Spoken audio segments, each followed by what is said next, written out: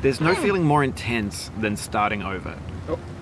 If you deleted your homework the day before it was due, as I have, or if you left your wallet at home and you have to go back after spending an hour in the commute. If you won some money at the casino and then put all your winnings on red but it came up black.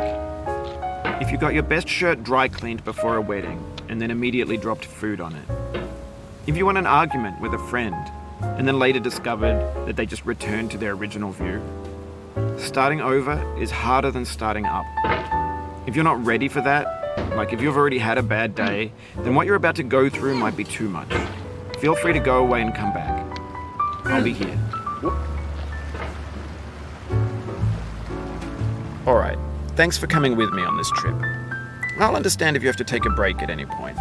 Just find a safe place to stop and quit the game. And don't worry, I'll save your progress, always, even your mistakes. This game is a homage to a free game that came out in 2002, titled Sexy Hiking. The author of that game was Jazuo, a mysterious Czech designer who was known at the time as the father of B games. And B games are rough assemblages of found objects. Designers slap them together very quickly and freely, and they're often too rough and unfriendly to gain much of a following. They're built more for the joy of building them than as polished products. In a certain way, Sexy Hiking is the perfect embodiment of a B game. It's built almost entirely out of found and recycled parts, and it's one of the most unusual and unfriendly games of its time. In it, your task is simply to drag yourself up a mountain with a hammer. And that act of climbing, in the digital world or in real life, has certain essential properties that give the game its flavor. No amount of forward progress is guaranteed. Some cliffs are too sheer or too slippery. And the player is constantly, unremittingly in danger of falling and losing everything.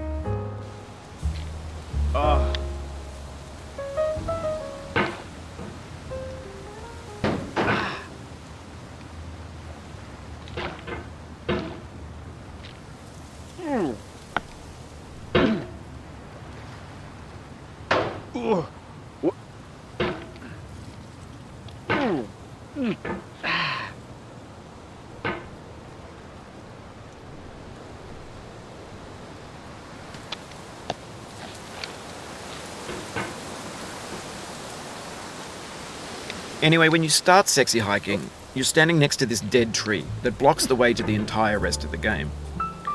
It might take you an hour to get over that tree, and a lot of people never got past it. You prod and you poke at it, exploring the limits of your reach and your strength, trying to find a way up and over. And there's a sense of truth in that lack of compromise. Most obstacles in video game worlds are fake. You can be completely confident in your ability to get through them, once you have the correct method, or the correct equipment, or just by spending enough time. In that sense, every pixelated obstacle in Sexy Hiking is real. The obstacles in Sexy Hiking are unyielding, and that makes the game uniquely frustrating. But I'm not sure Jazuo intended to make a frustrating game. The frustration is just essential to the act of climbing, and it's authentic to the process of building a game about climbing. A funny thing happened to me as I was building this mountain. I'd have an idea for a new obstacle, and I'd build it.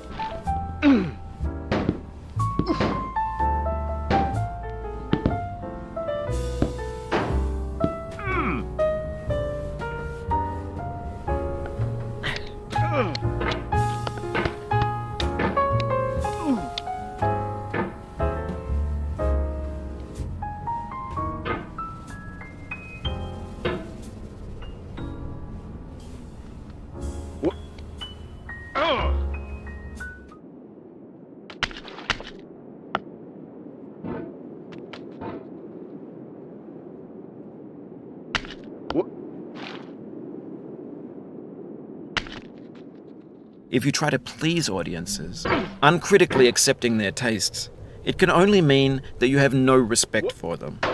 Andrei Tarkovsky.